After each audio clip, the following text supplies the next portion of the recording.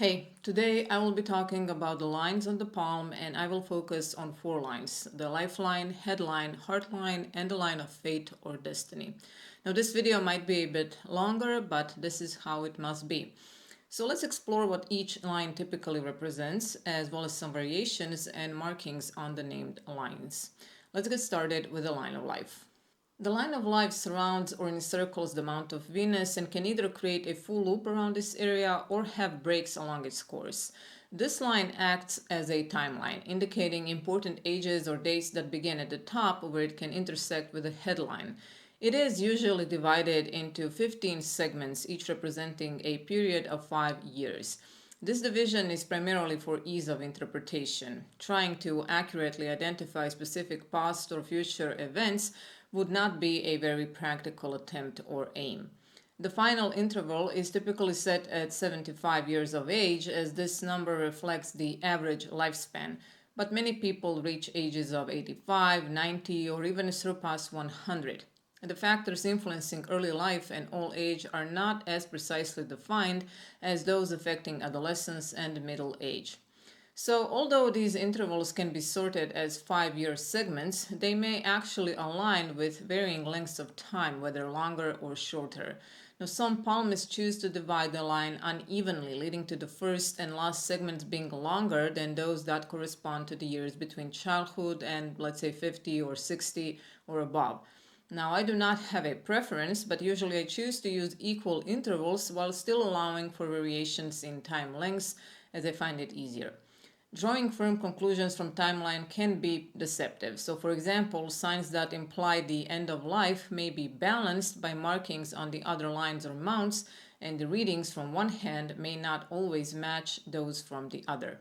The lifeline can occasionally appear as a double line, which is interpreted as a symbol of a prosperous, joyful, and healthy existence, but any breaks in this line may suggest health issues, whether they're related to the past or expected in the future, depending on where they occur. A noticeable gap in the line was or is considered to be concerning, as it may indicate a serious illness with the potential for fatal consequences. The opposite hand should either support or alter this interpretation. If the end of the disrupted lifeline nears or connects with the line of destiny, which I will talk about next, the signs of misfortune become more pronounced. When the lifeline meets the headline at a small, sharp angle, this is considered to be a positive sign. In contrast, if the angle at their intersection is larger and more dense, this may indicate less favorable future outcomes. Whatever the case, when the lifeline is joined with the headline, this indicates a highly sensitive disposition and a lack of self confidence, meaning that even if one is very smart, one undervalues own capabilities and talents. And this will be more pronounced if the headline slightly slants downward. If the lines come close to each other without touching, this suggests a lack of financial success. A considerable distance between the lines indicates sorrow or disappointment. When it comes to temperament indicators, the intersection of the lifeline and the headline suggests qualities like talent, intelligence, caution, and the ability to foresee outcomes. If these lines are separated, this may indicate a lack of these traits, while a larger distance between them can point to greed, desire, and vanity. If the lines do not separate shortly after they meet, but instead continue as a single line, this may suggest a lack of sharpness in mental clarity. Sometimes the lifeline approaches the heartline, and this may indicate upcoming difficulties or obstacles. On the other hand, if the lifeline rises from the Mount of Jupiter instead of the Mount of Mars above Venus, it suggests a passionate pursuit of one's goals, accompanied by a strong determination that is likely to result in success, and this individual has more control over oneself. When the lifeline rises more from the Mount of Mars, so lower down on the palm, this gives less control over the temper, especially in young people where this may show more quarrelsome and disobedient personality, and also less ambition. The line can be clearly defined and deep, or shallow and broad or fine. Usually it is a medium shade of pink, and it should remain unbroken. Its length is linked to the individual's lifespan, in a way indicating the duration of one's life. However, it is important to view this line more as a symbol of the person's vitality, physical condition, and overall health rather than a direct measure of one's age or lifespan. With that being said, the broad and shallow line indicates more muscular strength than willpower, as is usually seen in individuals who have a more finer line, which was thought that in the case of some health problems, it is the finer line that will hold out, while the broad one does not have the same resisting force. If this line looks like a chain, so made of many chain formations, this is seen as a sure sign of bad health, especially if the hand is overall soft. If the lifeline has many small ascending lines, this shows life of greater energy, and if you check the time at which these lines ascend, these are the points at which the individual made effort towards something that has been of some special purpose of destiny at that particular moment. Like I said before, sometimes a double lifeline is possible, and very rarely will there be a third line, and this indicates enormous vitality. As for the markings, one that is most dreaded is the oval or ring-shaped island, but it is quite common, and it indicates an epoch in physical life, and in women it can mark the climacteric phase. Now I often see that, and I also have one right at that age point on my lifeline. If there is an island on any line, what should be examined is the whole line, before and after the island. So if after the island the line continues in its unbroken course, the obstacle will be surmounted, or if found on the lifeline, better health will follow. A cross or a star on the lifeline generally means an accident or mishap of some sort. Now, when the line appears to split and becomes forked, this indicates a period of change in individual's fortune for better or worse. So, an upward forking is better than the downward one. And a strongly marked fork indicates an important event of far reaching influence on career or happiness. A fork at the bottom of the line is a common sign, and when deeply marked, it means the retention of vigor in older age. A number of fine forking lines are a sign of impaired or waning vigor at that later stage of life. The line of life can sometimes send out a branch above towards the Mount of Jupiter. I think I have mentioned this earlier, and this is a sign of great energy and ambition. A branch towards the Mount of Moon denotes an instability of personality and lack of purpose. Branches from the lifeline downwards across the Mount of Mars show bad fortune or sorrow, and a lifeline that is split towards its lower end, with either portion joining the line of destiny or fate, was taken as a sign of some great danger. It is always important to remember that features in one hand are to be checked and corroborated by the other. One of your hands is dominant. That hand usually has changeable lines, and the other one has fixed lines. The dominant hand shows the developed or cultivated qualities, and the other hand shows inherited tendencies.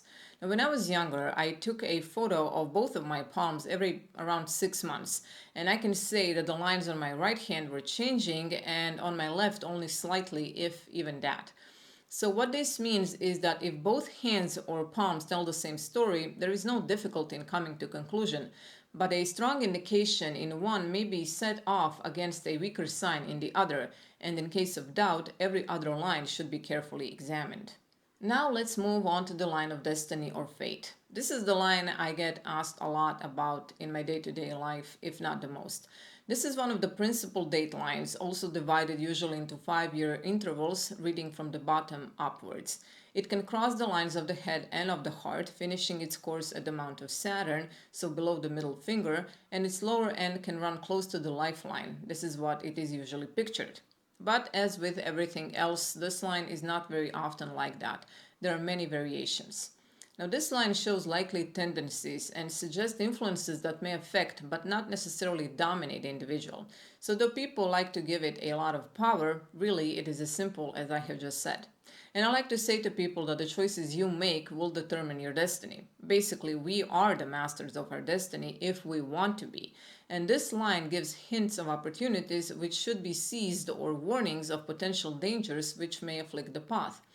Now, maybe I'm not so good at putting this to words as was Cesare Pavese, the Italian writer, who said, "I am the captain of my destiny. I do not abandon the ship in hard times, but I do have sense enough not to go down with the ship."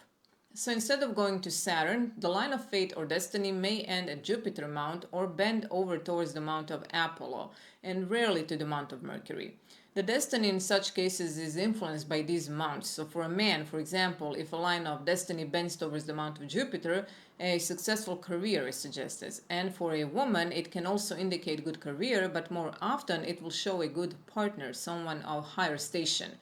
If the line bends towards the Mount of Apollo, this indicates prospect of success in artistic or literary pursuits. Like I said, not so often, but it can bend towards the Mount of Mercury, and this will indicate success in science or in commerce. Now, this line may stop on the line of heart or go no further than the line of head, or it may continue more faintly or stronger from either of these lines. So, a termination at either of the lines suggests some event happening that results in an end to one's career, and a weak progression of the line of destiny after that tells the story of life taken up again but with less energy. If the line goes up again from a point or nearby point in the line at which was interrupted, a new career is possible that may be satisfactory as one that has ended at the line of head or at the line of heart. A new career starting from the line of heart is less likely to be successful than one that began on the line of the head, when the individual is or was in its prime. But to be sure of this, other markings of the energy and vitality on the palm should be checked too.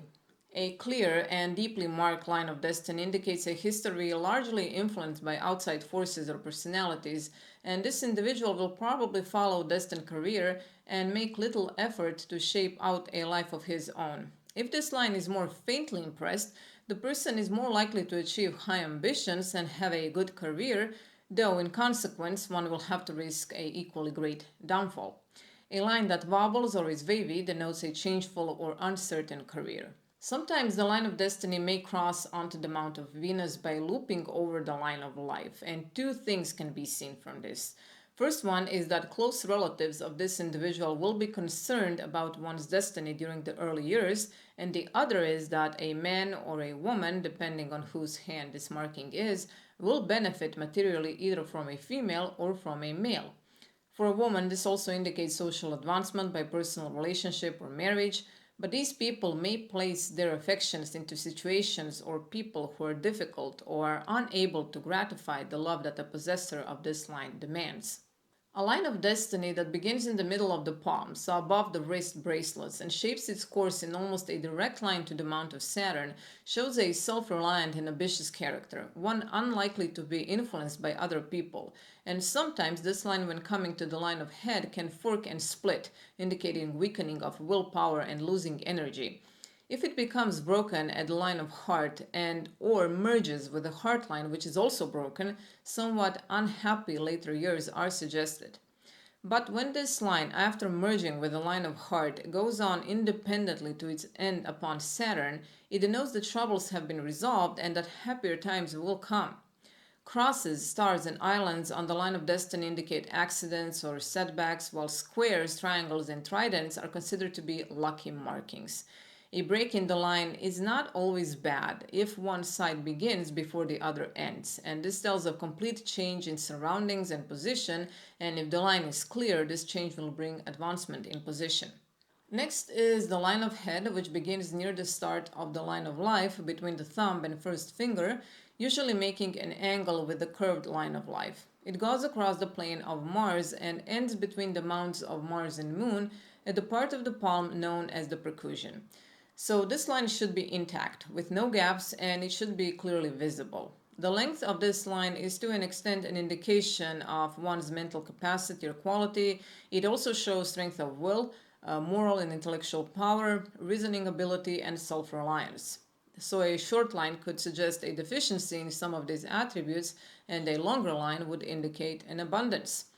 This line should not be tied to the line of life for too long, as a delay in separation suggests a rather late maturing of the mental powers, while a complete separation from the line of life denotes an early and maybe prematurely developed intellectual strength. A wide separation suggests a varying degree of self-confidence and boldness, which may result in recklessness or poor decision-making. This line, as any other, partakes of the attributes of the mount towards which it slants or leans to. When it slants towards Moon, this may indicate vivid imagination or excess of imagination that leads to daydreaming and an impractical attitude towards life. If it leans towards Mars, then Mars attributes will be more prominent. The line of head may have a pronounced upward projection beneath one of the mounts at the base of the finger. So, for example, if that curve is under the middle finger, so Saturn, this would suggest discretion, prudence, or wisdom in the individual. A line that goes straight across the palm indicates a cold and indifferent temperament, and an uneven line suggests inconstancy or lack of perseverance. A double headline is quite rare to see, and I have never seen it, but I have read that it means the individual has dual mentality, high self-confidence, and is capable of great mental work, and also can carry out two separate mental lives with success. But this double line also indicates high sensitivity and cautious nature, especially if the main line descends towards the mount of moon. Also, wealth is indicated by this specific marking, not by birth, but rather with own mental powers. A line of the head will be different on different hand types, and I will not go into that today. But if you would like me to talk more about this topic, please let me know in the comment section below. And the last line I will talk about today is the line of heart. Now this line begins beneath Jupiter or index finger or between Jupiter and Saturn, so second finger. It usually curves downwards across the palm and rises again beneath Mercury and Mars mount above Moon. In its middle part it may, and usually does, run parallel with the line of head. It may begin and end with a fork. For example, one may curve round the mount of Jupiter and the other will probably finish at the mount of Saturn. A fork or even a tassel, which is made of several short branching lines at the termination of the line, is considered common and it does not have any special meaning, at least from what I have learned. The line of heart is the key to the emotional side of the individual's personality or nature. When this line originates from Jupiter, this suggests intense feelings, eager and spiritual nature. As a partner, this individual will likely demand from other person great understanding and sympathy. The union between the two people with the line of heart coming from Jupiter will be one coming from the heart, and a match where only one side has such a line of heart will probably not be so favorable. A line that begins between Jupiter and Saturn indicates a nature of a sound and sentimental type, but not too much, just enough, free from extremes of passion and inspired by a deep devotion to the chosen partner. This person may never feel extreme passionate love, but neither will he or she fall to the depths of despair and misery if affection is unreciprocated. But it can happen that even the soundest person can be swayed by extreme passion, and sometimes an island on the line of heart is a sign of such an event. Sudden and overly passionate love and experience later than in the first third of life will usually not end well. A line that begins with a fork, one branch rising from the Saturn and the other going between the mount of Jupiter and Saturn, suggests a personality that is intellectual and wise, to which the idealistic side of love appeals much more than the physical. If the outer branch of the fork springs from Jupiter and the other branch is on Saturn, this is indicative of a temperament governed by jealousy, selfishness, and a longing for idealistic affection. Because of that, this individual may never find happiness. An unforked line arising from Saturn is a sign of temperament to which a physical side of love is more important. If seen in both hands, it suggests sensuality, and if broken or chained, this may point to some sort of emotional oddity or irregularity. If the line of heart is close to the line of head, very low on the palm, the heart will interfere with the affairs of the head. And if heart line is high above the headline, then the opposite is indicated, so the affairs of the heart are ruled by the head. These people are extremely calculated in all matters of love. Should the line of heart turn downwards after reaching the mount of Saturn, joining the line of head, a rash and inconsiderate response to emotional stimulus is indicated, as heart will rule the head. If the line of heart is overly long, this denotes extreme jealousy, and this is increased if the line of head is sloping downwards to the mount of the moon. With just one straight line going across the palm, this denotes an intensely self-concentrated personality, quite dangerous for others, but for themselves too. They rush blindly into everything. It is also possible to have no line of heart at all, and this indicates unemotional nature, but very sensual, especially if the mount of Venus is high. And I think I have said everything I wanted to say about these lines for now. I realize that this may be too much information for one video. Also, maybe I did not explain some things very clearly. So if you have any questions about the lines mentioned today, please leave a question in the comment section below and I will answer it to the best of my ability. Next week, I plan to make a video talking about not so common markings on the hands, and I will probably include some other lines. But I will also show you how I use palm mounts and some markings on the palm in reading or in interpretation of natal chart. Of course, I will use my own palm as an example. So if you're interested, join me next week. It will be a fun video. Bye!